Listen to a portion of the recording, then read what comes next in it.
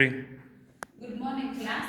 Good morning. How are you today? Yeah, fine. How was your weekend? Fine.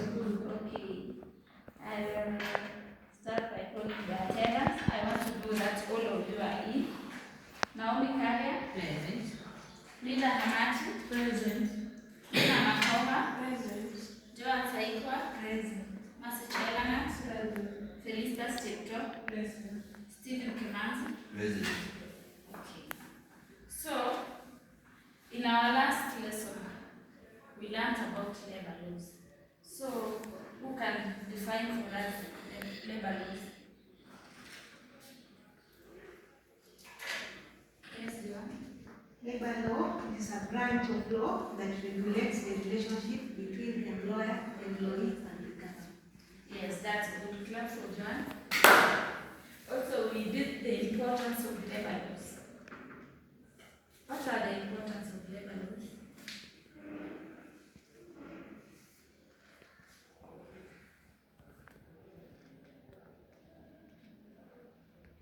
Yes, Steve. They often resolving disputes. Yes, it helps to resolve disputes in an organization. Yes, Nina. They ensure fairness and justice. Yes, they ensure fairness and justice in organizations. That's good. Okay, today we'll be doing a session.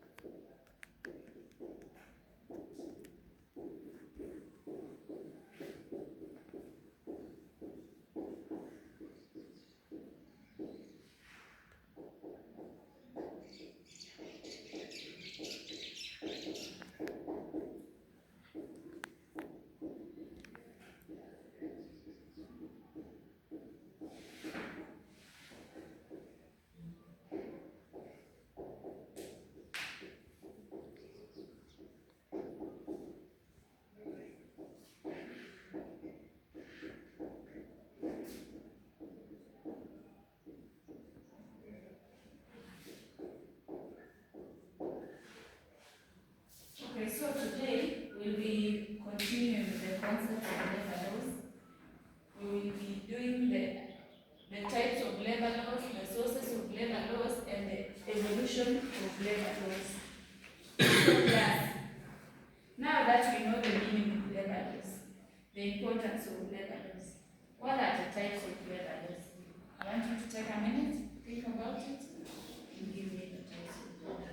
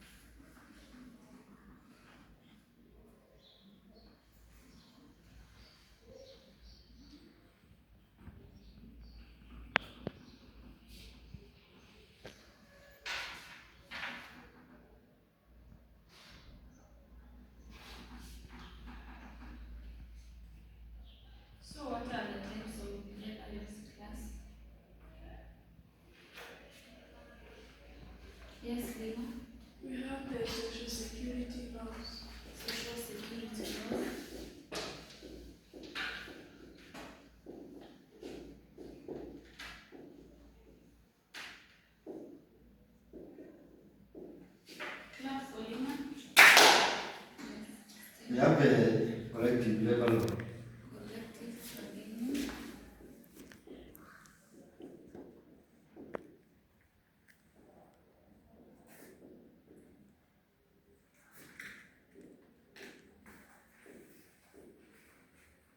Yes, We have employment laws. yes, employment laws.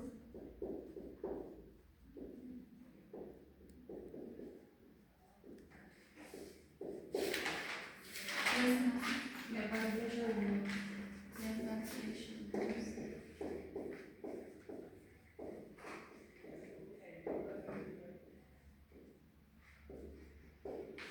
Yes, ma'am. occupations for the health laws. Occupational.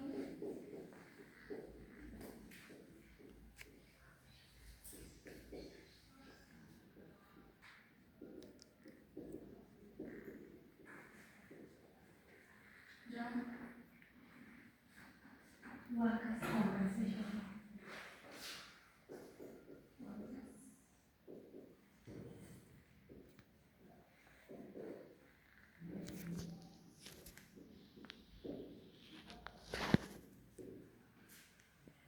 So, the types of labor laws, all of you are correct. I want you to clap for yourselves first. The types of labor laws, we have employment laws. These are the laws that guide the relationship between the employer and the employee in an organization.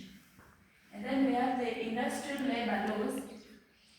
The industrial labor laws, these are laws that govern the relationship between the employer, the employer's organization, the trade unions, and the employees in an organization. These ones, they deal with the collective bargaining agreements, the trade unions, the strikes, and the dispute resolution mechanisms in an organization. The occupational safety and health laws, these laws, they deal with the environment where the employees work in an organization. So they deal with the working conditions of the employees. The employees need to work in a good environment where they can access basic amenities. We have the social security laws. The social security laws, they provide protection for workers in cases of injuries, deaths. These ones basically deal with pensions and social health security. So, I know all of you have heard about SHA or SHIF. So this is the social health security insurance that guides the employees in an organization. We have the workers' compensation laws. These are the laws that deals with the compensation where the employees are being compensated in case of an injury that has occurred in the workplace. So mostly the workers' compensation laws we find under the act known as the WIBA Act. This is the act which deals with Work Injuries Benefits Act. Okay. Now we are done with our learning outcome 1. We are now proceeding to our learning outcome 2, the sources of labor laws. So now I want you as an individual to take a minute, think about the sources of labor laws.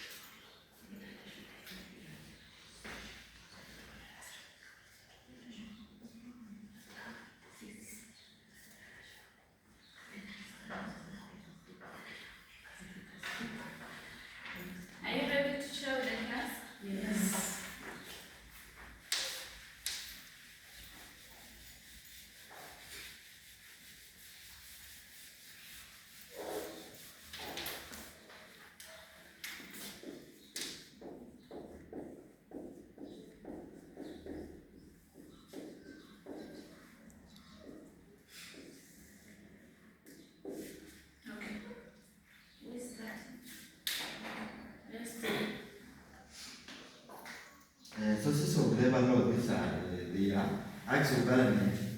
Acts of Parliament.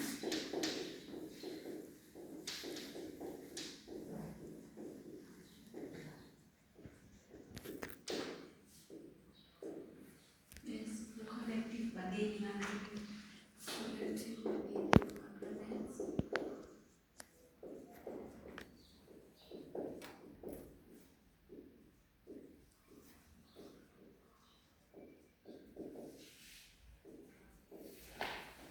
Yes, ma'am. Rules and regulations. Rules and regulations.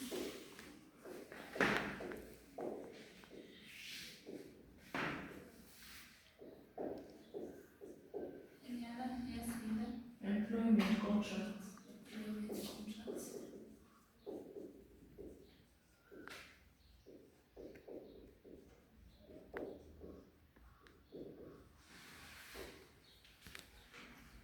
So, all of you are correct. I want you to pick up for yourselves for the next. Okay, so for the acts of parliament, these are the laws that are enacted by the parliament to regulate employment and labor relations in organizations. And then we have the collective bargaining agreements. These are the agreements between the trade unions and the employers in an organization, which promotes the fair working conditions, fair wages in an organization. And then we have the rules and regulations. The rules and regulations, these are rules made by the government ministry. Like now, the Ministry of Labor can make rules which can be used to regulate employment policies in organizations. And then we have the employment contracts. These are the agreements between the employer and the employees concerning employment. Like now, we can agree on the working hours. I'll be working in the organization. We can agree on the salaries you will be paying me after working in an organization. I will add you the constitution.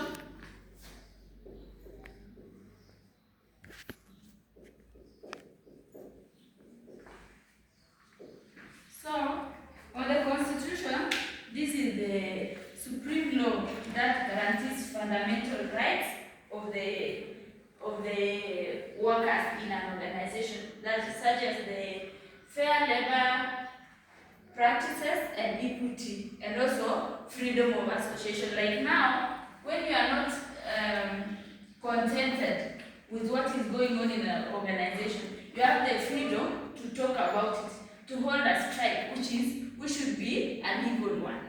Okay? Okay. So, I wanted to touch on the acts. About the Act of Parliament. In the types, we talked about the employment law, the industrial relations law, the occupation safety and health law, and the security laws and the workers' compensation laws. So, there are several acts of parliament, which is now the Employment Act. We have the Employment Act. We have the WILBA, the one I had said, and also we have the OSHA Act, which were enacted in 2007 to guide on the labor laws. So now, our learning outcome 2 is now achieved. Have you understood? Yes. Okay. So we move on to our learning outcome number 3. The evolution of labor laws. Now, I want you to be in groups. I want you to discuss how the labor laws were evolving from the pre-colonial era to the present time. I'll give you 5 minutes to discuss that. Then we continue.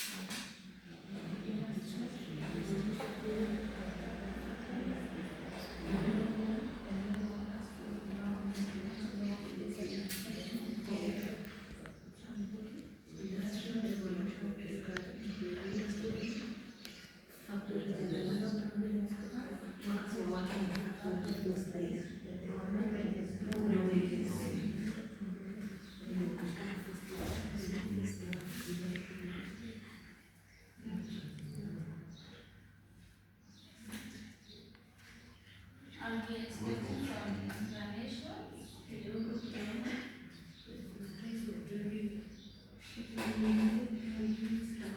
Take your time and do enough research.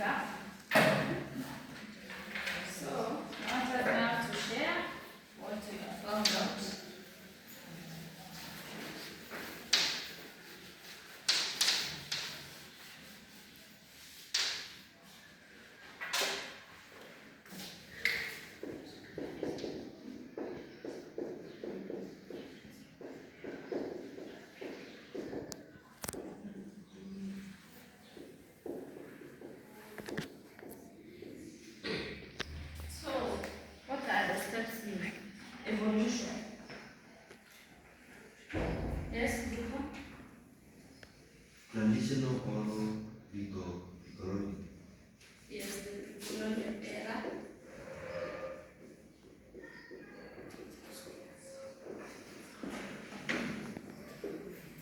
Yes, the next one.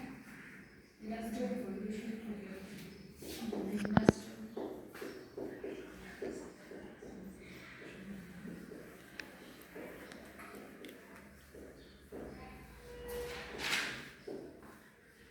Rise of trade unions.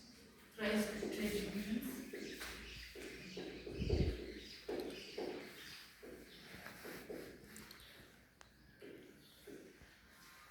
The early 20th century. The early 20th century.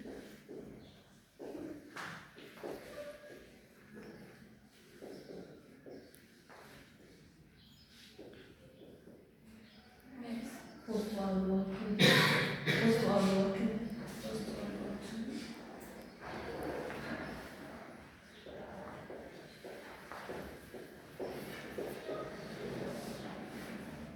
Globalization and urbanization.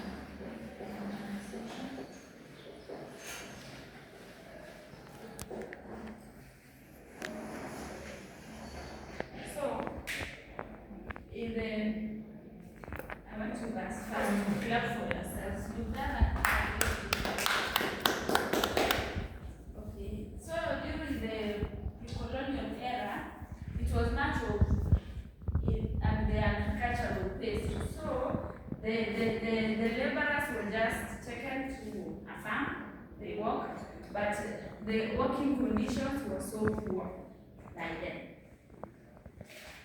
The conditions were governed by customs, the traditional methods. So we moved to the Industrial Revolution period. This was where now there was much growth of industries. And then so now there was the need of now trying to promote the working conditions of employees.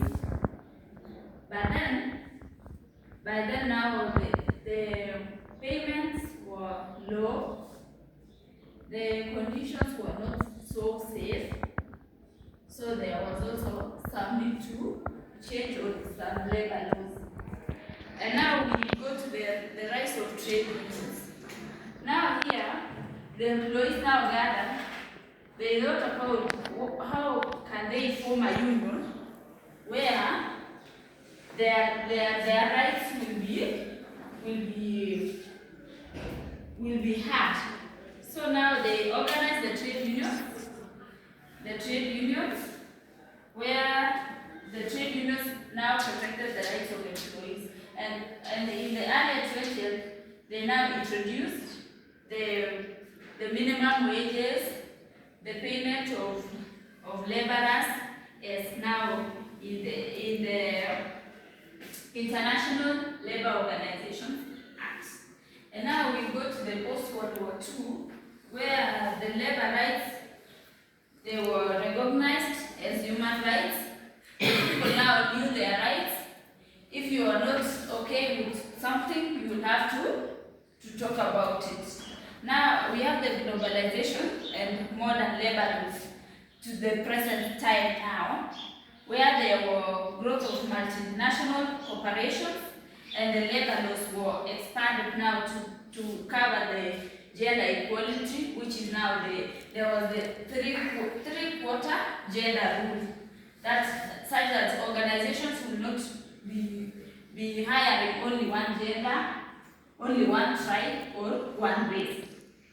So that is it.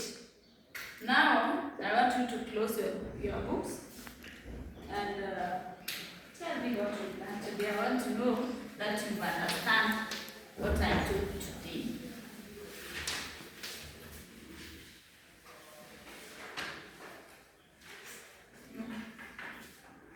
Yes. I've learned about the types of labor. Yes, that's good. Clap for her.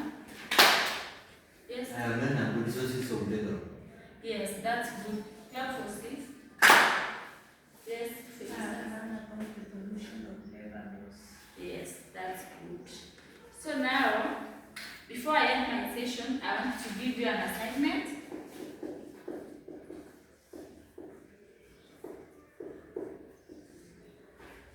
To go and read and write.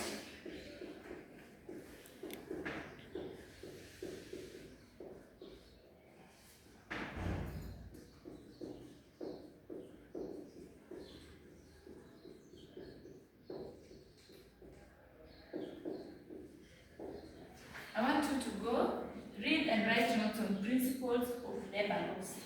I'll be checking that in our next lesson. So thank you so much for your